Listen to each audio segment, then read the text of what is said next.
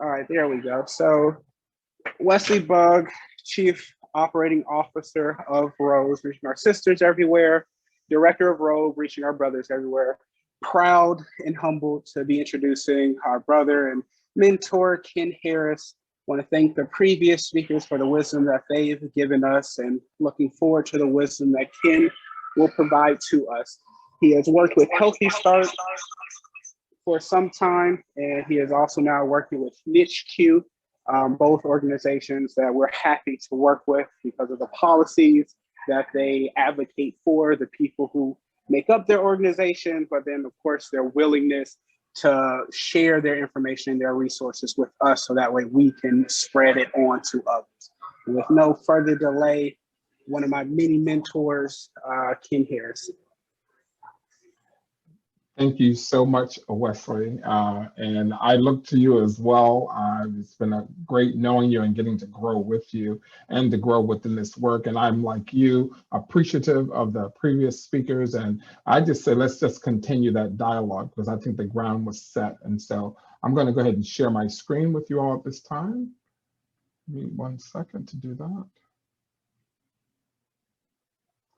Once I find it, there it is. All right.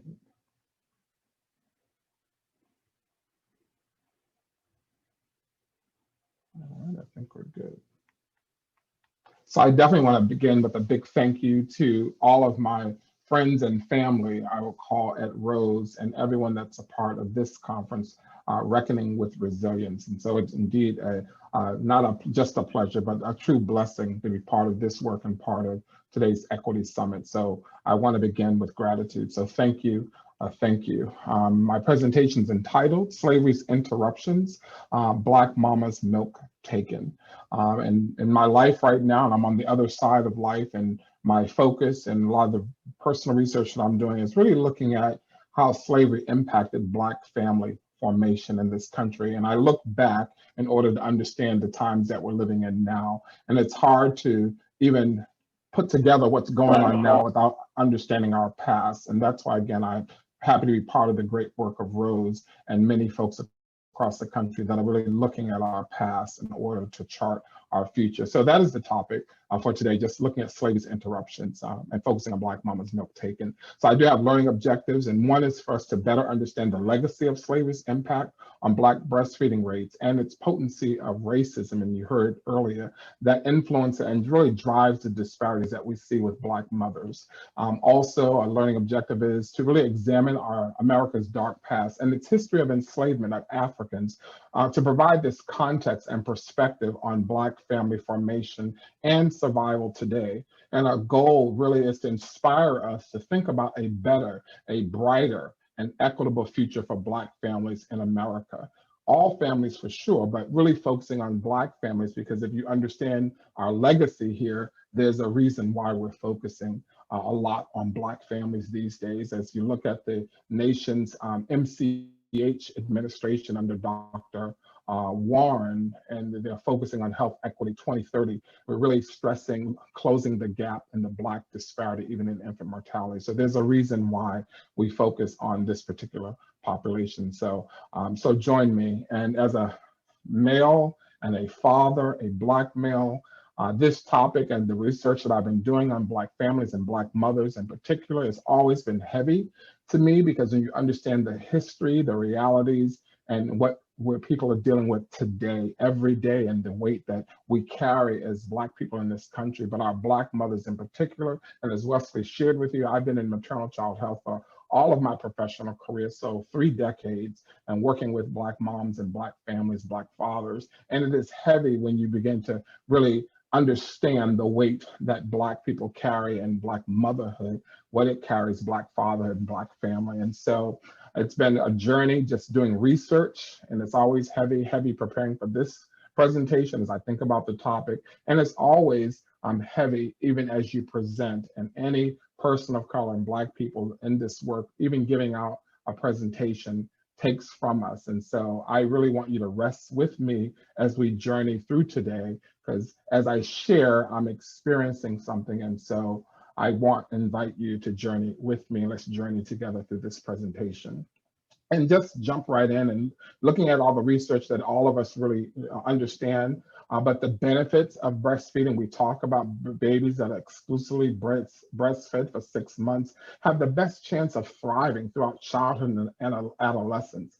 So critical. Early childhood development begins with breast milk, right? Mother's breast. And then it's exclusive breastfeeding. It's the best way to give your child a great start in life.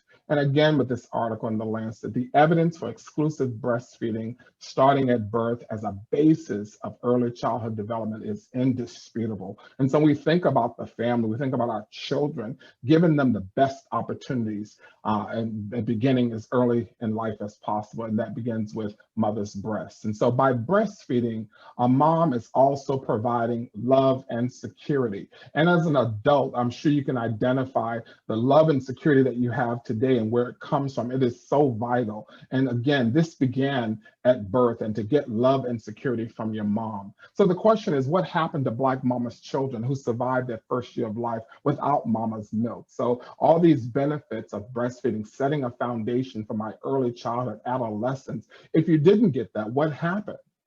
You didn't get the love and the security, and that led to a life of struggle. And historically, we see struggle, struggle, struggle. And so to ground us for this presentation, I want us to take a few minutes and listen to Rhiannon Gidding talk about her observation and a song she wrote that I think gives us full context for what I want to share with you today. So just sit and continue to rest from the break, and let's get into this conversation and just have our full body engaged, body, mind, and soul. Just a few moments. And so this song was inspired after reading or looking at an advertisement in a book for a human being, for a young woman.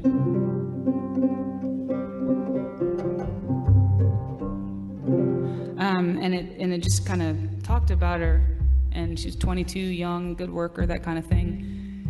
And at the end of it, it was as if in an afterthought, it said she has with her a 9-month-old baby who is at the purchaser's option.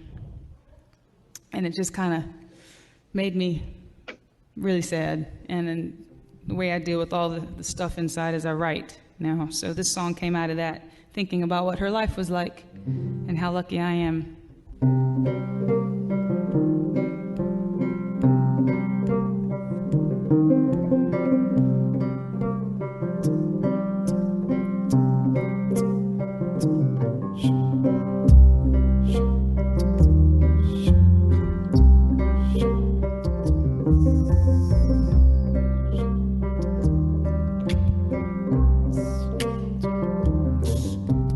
I've got a baby, but shall I keep him? 'Twill come the day when I'll be weeping. But how can I love him any less? This little babe upon my breast. You can take my body, you can take my bones, you can take my blood, but not my soul. You can take my body, you can take my bones, you can take my blood, but not my soul.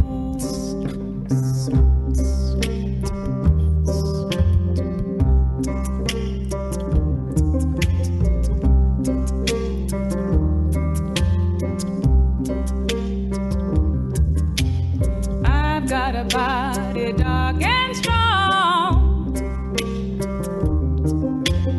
I was young, but not for long.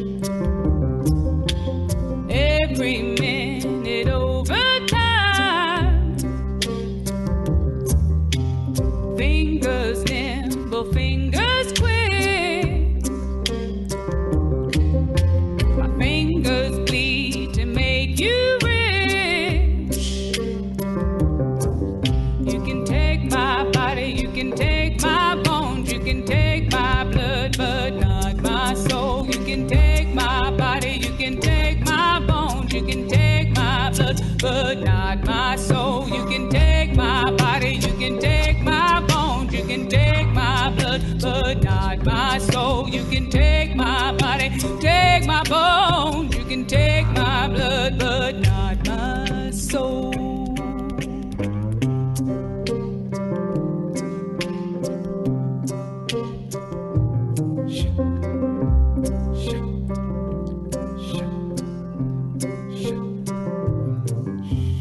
I've got a babe, but shall I keep it?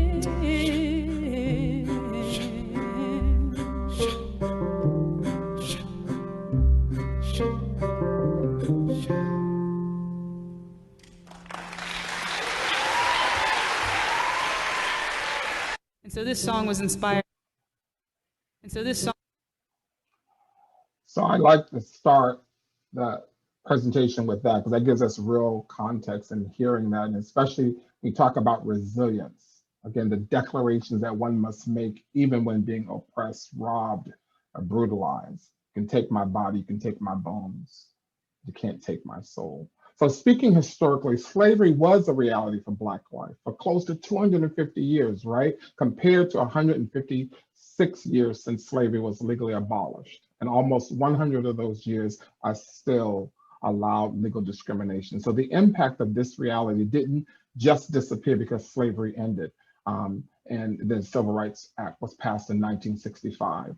So 402 years since slavery, but the opportunities to parent our own children for only the past 150 years. And we think of fatherhood today in the age of mass incarceration. How many of our fathers, Black fathers, are kept from their children? Again, thinking of a Black family formation. So for a long time, generation upon generation upon generation of Black families were torn apart and continue to be. And Black mothers were not allowed, even during this time, to nourish and raise their own babies, but were forced to nourish and raise the babies of their enslavers. And for most of US history, Black breastfeeding meant wet nursing white babies, sometimes, most times at the expense of a Black woman's own children. And so thinking of the Black family, generations and generations under slavery and since then, slavery was this enforced by a system of sustained brutality, including acts and constant threats of torture, rape, and murder. And it happened for men as well, and the abuse and rape of men even during this time, and the forced rape of our own women during slavery. Excuse me. So, and we overlook, right? We overlook that slavery affected millions of Blacks in America. And we also, even with that, not remembering what slavery has it affected, we've ignored the countless historic examples of resistance, rebellion, and escape, and that resilience we talk about today. And many disregard this long-tail legacy of slavery, where the oppressive laws, the over-incarceration, and violent acts of terrorism were all designed to keep people of color in their place. Here is a graph that I'm sure you've seen over and over, just capturing these 400 years. But even from 1619 to now, this struggle. And then as we're focusing on equity, this unfairness. And when we think about it, it is a lot to take in. And just you conclude that it's just unjust. And that's just the bottom line. It's unjust when we think about it. And also we think about our history being eradicated. We talk about our strengths being distorted and being mischaracterized. We talk about our culture being demonized since, again, slavery, or the beginning of enslavement, has been going on since then. And many have written about it. And I just shared a few of the great pieces of literature out there that really talk about these things. And it's just unjust what has happened to Black people and Native people in this country. But thank God we have, researchers, we have documents that really let us know what went on during those times, because it was just unjust. And so as William Lord Garrison said, he says, I will be as harsh as truth and uncompromising as justice. And that's what this presentation is about, just speaking truth. Because the truth is something happened when we came to this land, and something continues to happen with Black people in this country. And when we really zero in on Black breastfeeding and why the disparities remain, why is it such a challenge in the African-American community or with Black mothers, there is something special about Black breastfeeding and why we have to focus on it, why we need not only August as a time to celebrate it, but we emphasize it all year round. Because the answer is yes, there is something special. There's something unique about Black breastfeeding, and there's lots of things about it that you learn through this work of Rose and many others. But activist Hess Love wrote this in a piece, and I wanted to share that with you. I wish I dried up. I wish every drop of my milk slipped past those pink lips and nourished the ground, where the bones lay of my babies, starved while I fed their murderer.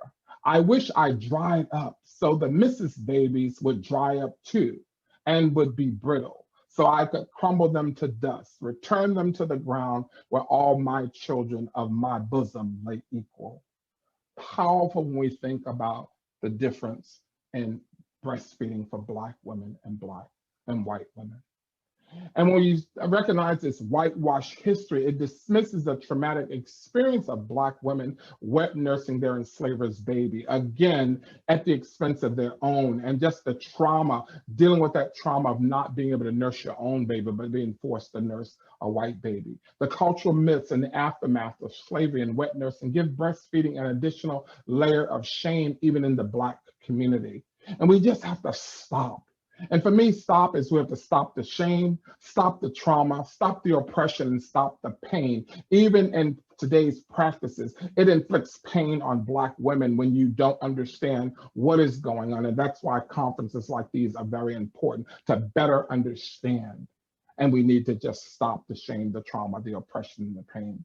And so when I think about fathers and our work, and as not just fathers, but partners to our women, our mothers, our aunties, our sisters, and think of the generations that we carry, it's a lot. But what about Black families? When this was going on and has been going on, and we consider its impact today, what does it mean for Black families? Because if Black moms are not nursing, giving these children the best opportunity, then our children are at risk. And that is now talking about the family. So even with our Black families, there's shame, there's trauma, there's oppression and pain that we have to address. I find it very interesting that President Lyndon B. Johnson in 1965, in his address at Howard University, historical Black institution, I just want to share with you a few things that he said, even in 1965, which are still relevant for today. He said, 200 years ago in 1765, right, 9 assembled colonies first joined together to demand freedom, right? And for the first century, we struggled to hold together the first continental union of democracy in the history of man. 100 years ago, 1865, following a terrible test of blood and fire, the compact of the union was finally sealed. For the second century, he said, we labored to establish a unity of purpose and interest among many groups which make up the American community. And here's the piece I want to emphasize. He says that struggle has often brought pain and violence, and it's not over. And that stuck out for me many years ago, because this struggle that we talk about, are we still talking about a struggle to keep Black boys alive long enough to become men when we see what happens in this country today? Are we talking about this struggle to keep Black men out of prison or long enough to even flourish in life? Is that the struggle that he was talking about even back then in 1965? Or is it the struggle to support Black mothers staying alive? Because that was an issue back then too, and it's an issue today when we look at Black maternal mortality rates, Black moms dying 3 to 4 times the rate of white moms. Was he talking about the struggle to keep Black infants alive? And I think he was back then, and we're still talking about that today. And today we're focusing on this struggle to support Black mothers breastfeeding.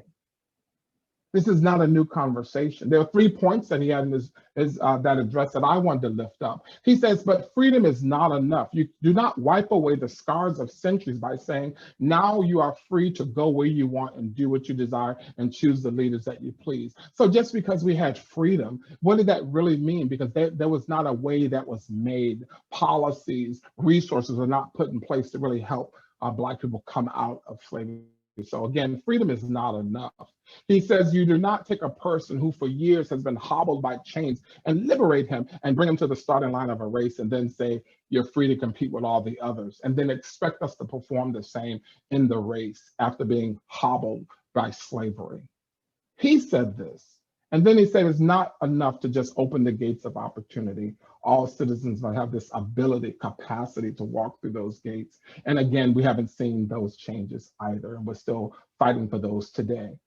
He talked about the causes of inequality. He says, we don't know. Well, he says, we do know two broad reasons for this, right? Two basic reasons. And he knows that we have to act. He said this in 1965. Has the action happened? I don't know. The first thing he says, Negroes are trapped, right? Inherited gateless poverty. We still see poverty in the Black community.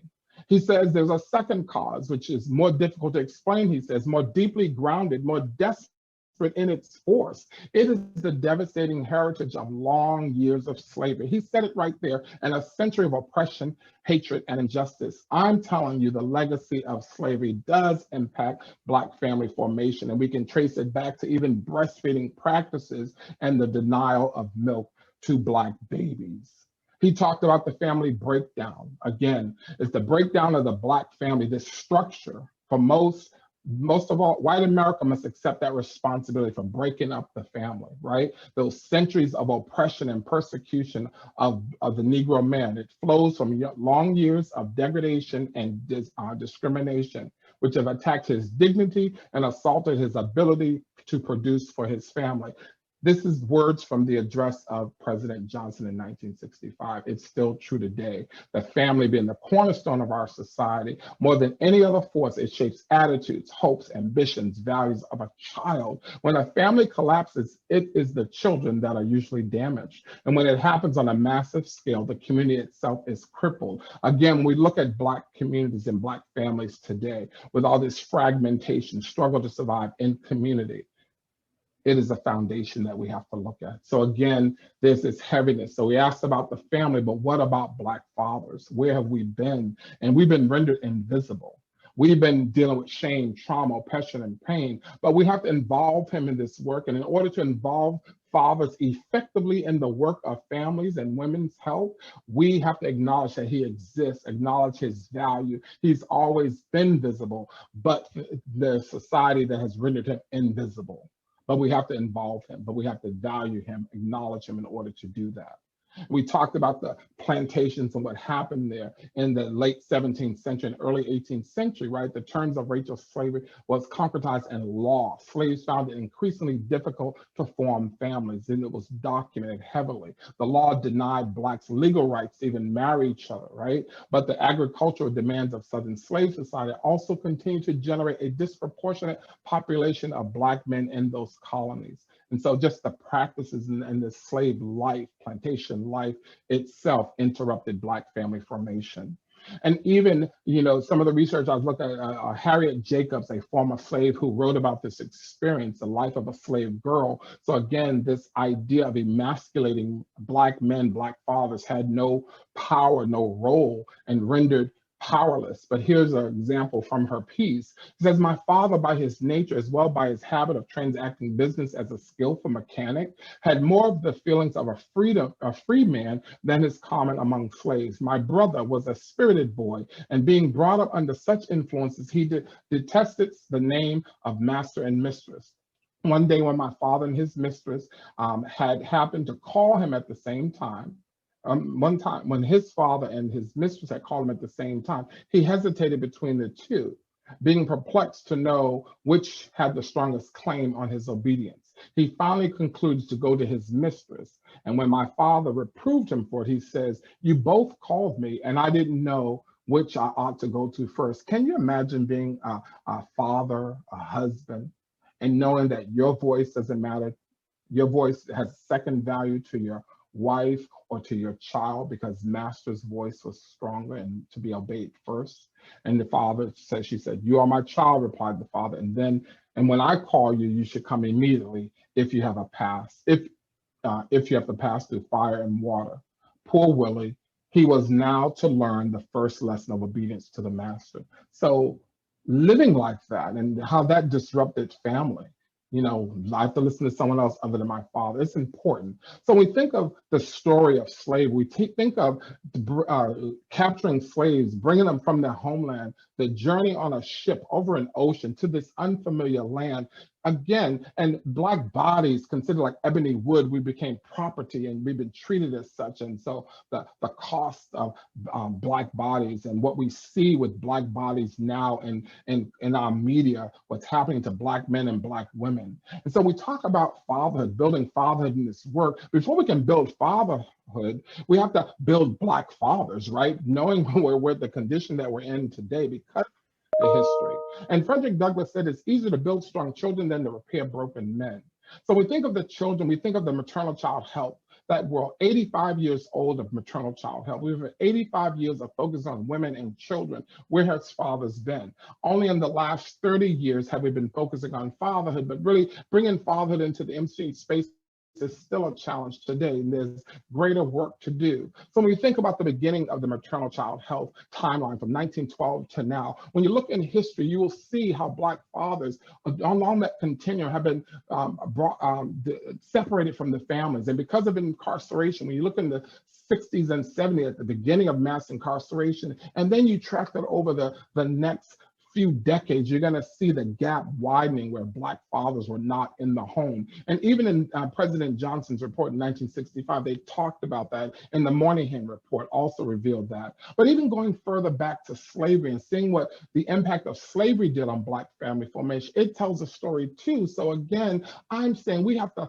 build Black fathers before we can build fatherhood for him taking care of his communities. We also need to take care of him. So 20th century fatherhood looks very different from what it needs to look like today. We have engaged fathers. We have organizations like ROBE that are working right with dads, connecting them with moms, breastfeeding. The work that we do at the TA Center and Healthy Start is about connecting fathers to all of this work. That's what it's about right now in the 21st century, and it hasn't been like that before. So the opportunities are great, especially as we race toward equity by 2030. What will Black families look like in 2030 after these 400 years? And Black men are not just breeders. That's what they used us for in slavery, and that's what we think they're for today. But there are Black fathers that are responsible, that want to see their families thrive. We're not just breeders. We want to be engaged. We want to be part of lifting up our families, lifting up our women, our mothers, our aunties, our sisters, lifting up our children. We're not just breeders. Black men matter in this dialogue concerning Black mothers. Now we're talking about Black moms dying and maternal mortality. That's a conversation that we want Black men involved. We follow our brother Christopher Johnson, who leads some of this work talking about maternal mortality. So Black men do matter in this dialogue. He has been rendered invisible, and we have to make him visible. So back to Black mothers and this unmothering of our Black women, and looking at Hastings Law Journal, this article, it talks about laws and politics that really impede her ability to breastfeed her children, began in slavery, and they persist as an incident of that institution today. We have to acknowledge the legacy of the past and how it impacts today, laws and policies. They originated in the practice of removing that enslaved new moms from their infants to work to serve as wet nurses, as I said earlier. Then this whole idea of the bad Black mother, because that's how they justify, well, she doesn't really care about her children, and so we'll use her to nurse our own children because she really doesn't care about our own children. So this bad Black mother image kind of justified this separation. So this stereotyping of Black mothers underlines the racial disparities in breastfeeding rates in the present, and that's important to get. And so we talk about protective factors for mom with breastfeeding and protective factors for the baby with breastfeeding.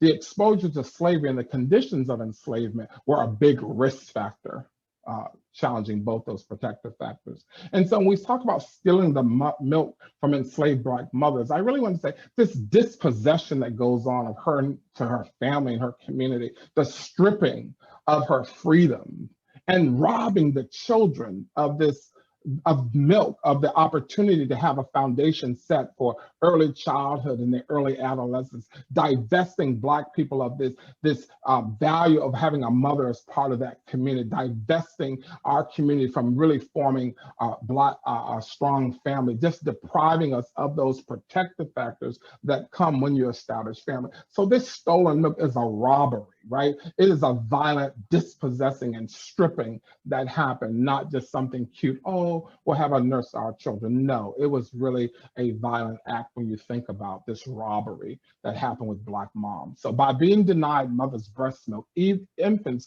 were deprived of the best opportunity. And so every child deserves his and her best opportunity when they come into this world. And it begins with mom. And so imagine being robbed of that opportunity. And we cannot forget the pet milk industry, carnation milk, and everyone knows it's been popularized now what Dr. Fred Kleiner did with the Fultz sisters. Now he took over their lives and gave them pet milk exclusively and started this marketing to Black community that this was better and an option to breastfeeding, and which worked because Black women had to work. And so it was the way it was marketed. We saw that many of our Black families chose to nurse, or not nurse, but chose to provide pet milk for their children because it was being marketed as the best and best thing, even outside of breast milk. And the formula industry and its rise during this time, again, among Black communities, that targeted marketing to the African-American community, and much research confirms this. So we cannot forget the formula industry and its quest to exploit the social realities of Black women. And now it's time to really tell a new story about Black motherhood, what happened, so you understand better what's going on today, and therefore then you can do better. And I love that people are popularizing the Fultz story of Annie Mae, but there's a whole story to even learn about Pete, the husband, father of 10 children, and how the exploitation happened even with him as he allowed them to come in and gave them rights to his children, literally, and what did not come through, the promises that did not come through for this family. And it's interesting with the carnation milk for me, because personally, I grew up on carnation milk. I drink tea and I put carnation milk in my tea. I love carnation milk. But years ago, I discovered the truth behind this company. It makes it hard drinking carnation milk. And so I began to think about my maternal grandmother, Nellie Ann Taylor, who had 9 children and lost 1. I did research and discovered there was no breastfeeding. And she didn't breastfeed because she actually used formula, and she used pet milk as well. There's 5 daughters that she had, my aunties, none of them breastfed their children. My mother, Kenn Harriss, 5 children. She did not breastfeed any of us because that's what she was doing, what her mother taught her to do when she had babies. There was no breastfeeding. And I have one sister who doesn't have children. Then I looked at my father's mother, Lenny Mae Hubbard, 7 children, and she had multiple infant losses. But again, with her, no breastfeeding. And this is in the early 1930s and 40s. Lenny Mae had 3 daughters, did not nurse, and my aunties, none of them nursed their children. I have girl cousins, and none of them were introduced to breastfeeding and didn't breastfeed their children either. And that brings me to this guy right here, which is my one son, Colton, who's now 28 years old. But I remember Colton spent 8 days in NICU, and we had planned to breastfeed, and my wife pumped a little. I was able to feed him for a few days on what she had pumped, but she was having difficulty, and because her son was in NICU. But I remember, I think about my wife's mother, right, who had 5 children, 3 girls, no breastfeeding. I had talked with her recently about this. There are 4 girl nieces, children of her daughters, no breastfeeding whatsoever. And my son, who, because I was in maternal child health, we thought he was going to breastfeed because I had educated my wife and she was excited, and she couldn't because of complications. But when I was in NICU, I'll never forget what they told me as a father. I said, my wife is crying because she really wanted to nurse our baby. Can we, make sure that happens, even though he's in the NICU? And they told me, don't even worry. Don't worry about breastfeeding right now. Just worry about your son. Your wife will be okay. We have formula. It's just as good as what was told to me. It's just as good. And that was a lie that was told to me. And they disregarded what I was saying, and certainly no one worked with her even after the fact to help her.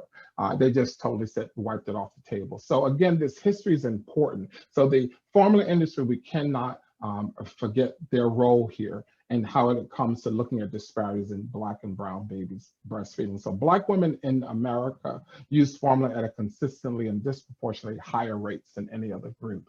My buddy Wesley, just let me know how much time I have left. You can chime in, interrupt me because I can't see you. It's fine. I'll wait for you. Just chime in because I can't see you. Then this is Mammy. So when we think about, again, looking back history and impact, the Mammy image, and again, part of her nursing white babies, there was many images given of Black women, and she became Mammy, right? Dehumanizing Black women and devaluing Black motherhood. Mammy loved the white children in her care, but neglected her own. And Kimberly Wallace Saunders, and you're familiar with her work, great work to look at. But even after slavery, the Mammy culture existed as Black women were used, again, wet nursing and that whole image that was even marketed. And so the book talks about the complexity of this dual maternal aspects, right? And so she says racial disparities in breastfeeding between white and Black communities might be attributed to the cultural beliefs and lack of knowledge on the benefits of breastfeeding among Black women, but the disparities reflect the rooted and institutionalized practices of wet nursing, again, that began in slavery. Very important work to look at. And so we think about the stereotyping of Black women in media. It's a Mammy, it's Jezebel, or Sapphire. We mean either it's a submissive Black woman or the sexy Black woman or the sassy one. But these three reductive depictions of Black women that we continue to use and see in our culture and attitudes today. And so again, the way sometimes people are dealing with Black women, and I'm talking even in care, in the clinic setting, in the hospital setting, you're educating, trying to bring these Black women up and let them know what breastfeeding the values are. Sometimes it's those images that are driving the attitudes and the way we behave, even in trying to support Black families. But century-old caricatures drive divide in breastfeeding rates, right? And these false narratives. One of the things that the Mayo Clinic has done, and I think they've done a good job. All right, thank you. So the truth is, with no familiar history, the only cultural memory for some Black women have of breastfeeding came in the echoes of slavery, such as wet nursing, or the Mammy caricature. W. Du Bois said, Mammy, one of the most pitiful of the world's Christ, and embodied sorrow and dignity that she, the Black mother, was stripped away once the children she raised went on to lynch her sons. This is a powerful reality to think about, because that did happen. As Black women nursed these children that grew into young men, they became the abusers of their families and lynching of their sons. So one of the most pervasive stereotypes constructed during post-Civil War era, and arguably the most enduring image from the days of Jim Crow, the Mammy was a staple caricature in the romanticization in the antebellum South. What I discovered in my research, which blew my mind, there was actually a bill that was introduced in 1922. They wanted to build a monument to faithful colored mammies of the South. You had this image that they wanted to build and put in front of the Washington Monument, and it was pushed by Senator Charles Stedman, an actual bill, you all, and said the colored mammy was an institution in the southern and border states worthy of being symbolized in stone and bronze. It was incredible reading some of the articles here of these white people that wanted to actually, memorialize this Mammy image because it was so powerful in their lives. Another book I want to refer you to is Stephanie Jones Rogers, if you haven't read it, but I think it's important because she's talked about and studied the enslavement of wet nurses and how it reveals white women's complicity in expanding slavery in the South, and demonstrates how white mothers were at the forefront of these market transactions. Again, emphasizing that we cannot forget about the reproductive and maternal violence white women perpetuate against Black bondswomen. Indeed, this commodification of slave mothers provides an important example of the disturbing quotidian horrors of slavery. And so it's worth examining the historical relationship between Black women and white women over time as well, concerning breastfeeding. So again, this bad Black mother stereotype has its roots in slavery. It justified its practice, this having this image of her, also portrayed as the cruel mother who deserted her children. So again, that's played out in many examples we see in Black life today. So the legacy of the mammy lives in the public imagination. Again, it's one of the most pervasive stereotypes that has continued. The mammy not only embellished the realities of Black life in the South, but it also denied African-American women their femininity, their beauty, and their strength. At some point, she's gonna say, I'm not your mammy. See me for who I am. And that's what we're seeing in beautiful Black art, Black expression, and Black creatives are coming forth. Just to remind, I'm not your mammy, I am Black woman, etc. So too many things have been swept under the rug. And again, I'm gonna ask as I wrap up, how much time do I have? You have about 20 minutes. Oh, all right. There's some additional time for questions. So. All right, good, all right.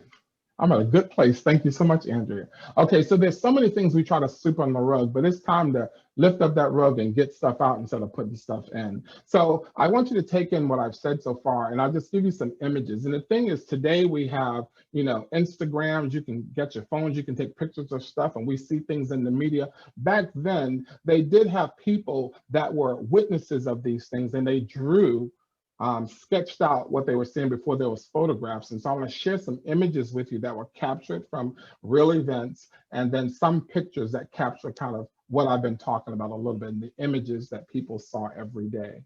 So just take a look at some of the images just for a second.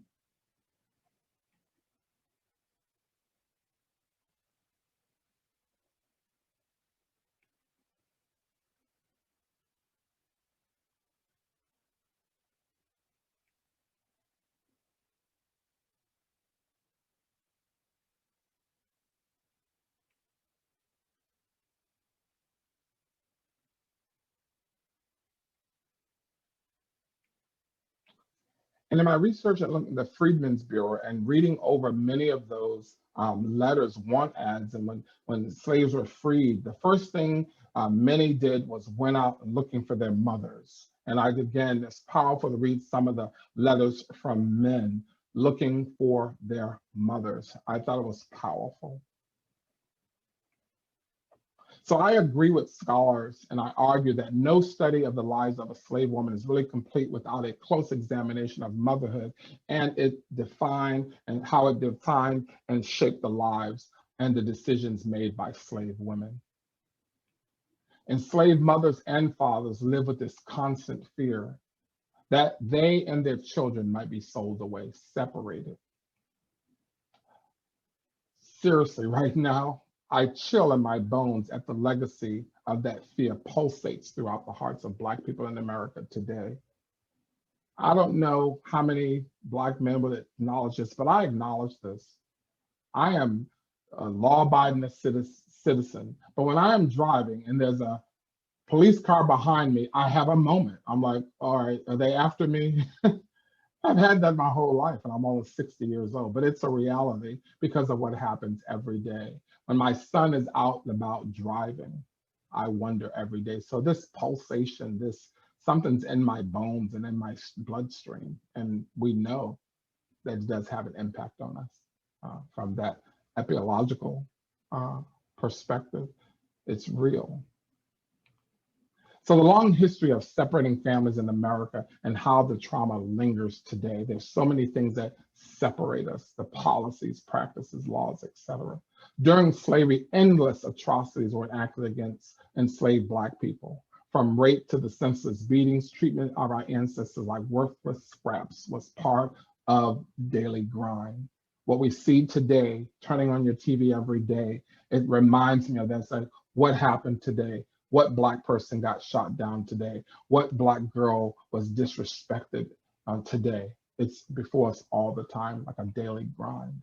And another great atrocity of the past is forcing enslaved Black mothers to wet nurse. So the history matters because, again, when we think about what happened to her, the fathers, what happened to fathers of these enslaved women and fathers of these children that had to watch their children lying in the ground of a cotton field or rice patch without the mother being there, but in the house nursing the baby. I'd like you to breathe in and breathe out, breathe in and breathe out for a couple of seconds, and I'll show you just a couple of images, but again, relax, breathe in and breathe out, take a moment for mindfulness, but the narrative that we've talked about.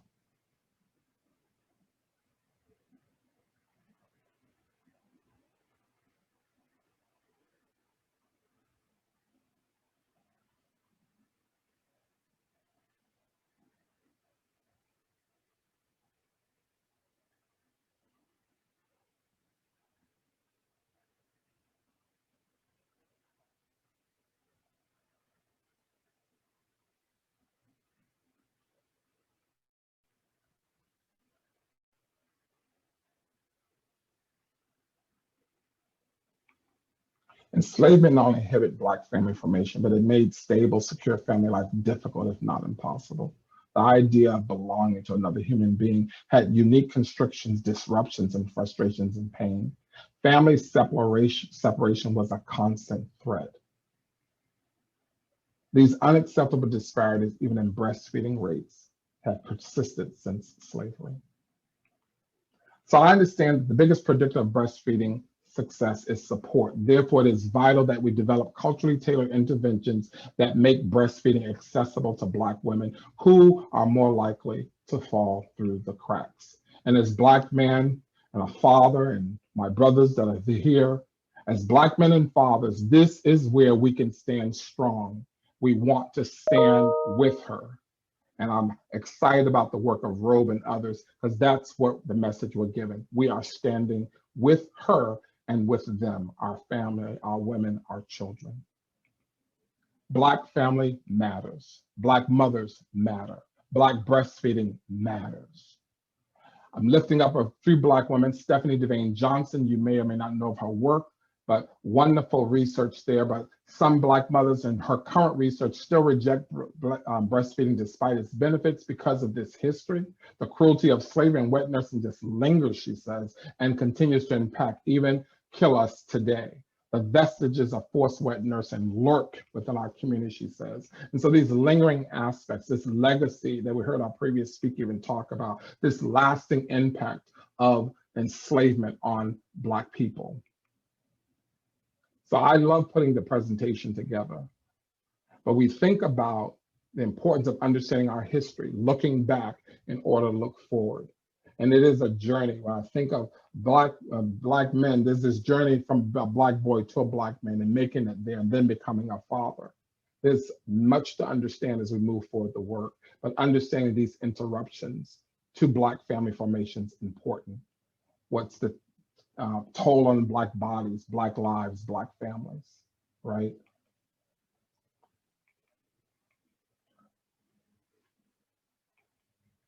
Other research to point to.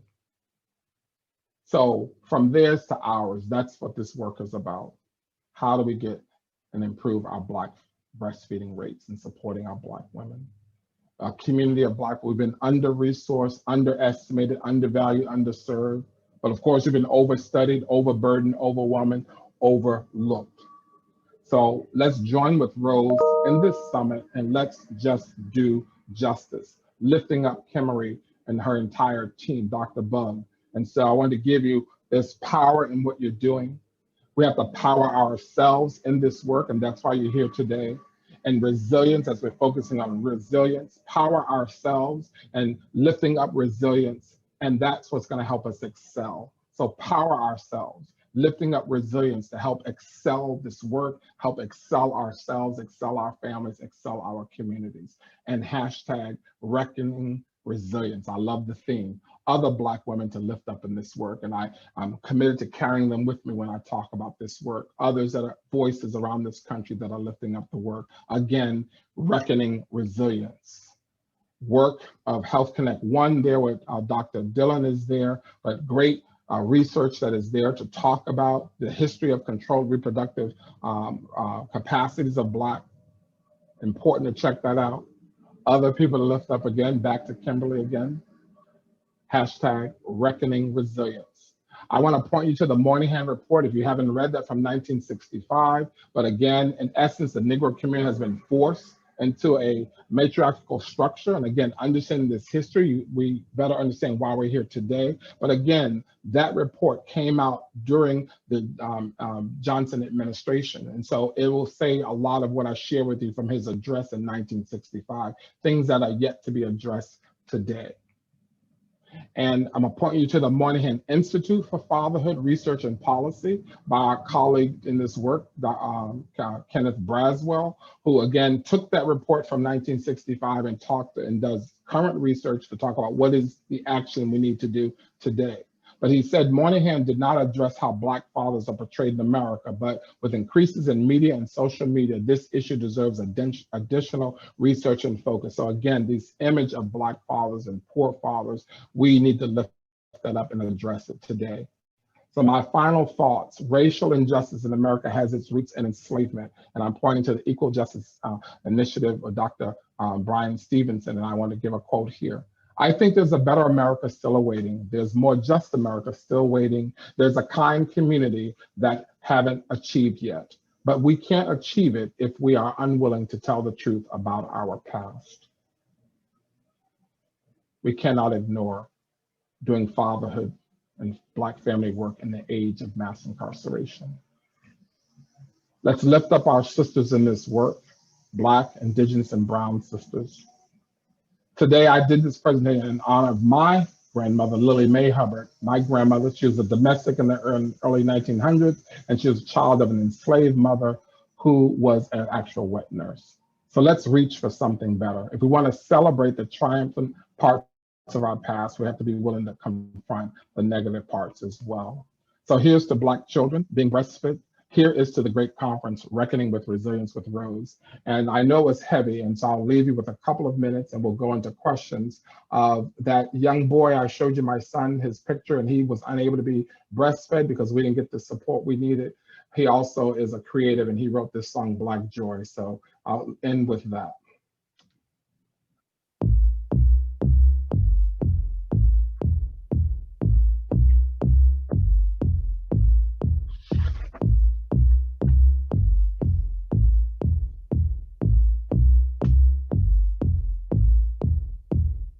All this melanin is a gift from the God who made the earth. If you think it makes us less, check your thinking, you're absurd. All my brothers, all my sisters, check the mirror, know your worth. Keep your eyes on the prize, no more false advertisements. We got that joy, we got that joy, we got that joy, we got that joy, we got that joy, and it feels like magic. We got that joy. We got that joy, we got that joy, and it feels like we got that joy, we got that joy, and it feels like magic. Even when they got them chains on us, you gotta say black joy. Even when they throw that shade on us, black joy. Even when they try to take from us, black joy. It's a joy we can't explain to you. Black joy. We got that joy. Black joy.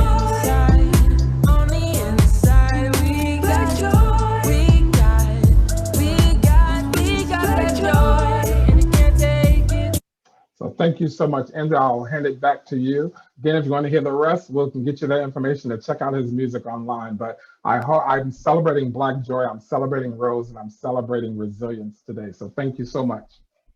We will definitely have to drop back. That is absolutely amazing. We totally and completely appreciate you. That was phenomenal.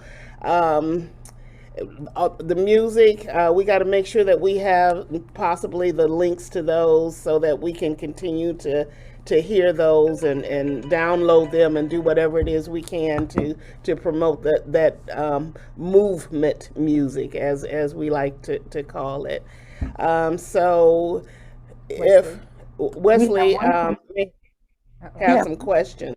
Yeah, we have one question that we probably have time for. And wonderful presentation. So if you can just give one or two final thoughts to how can we better involve and acknowledge the value of Black fathers?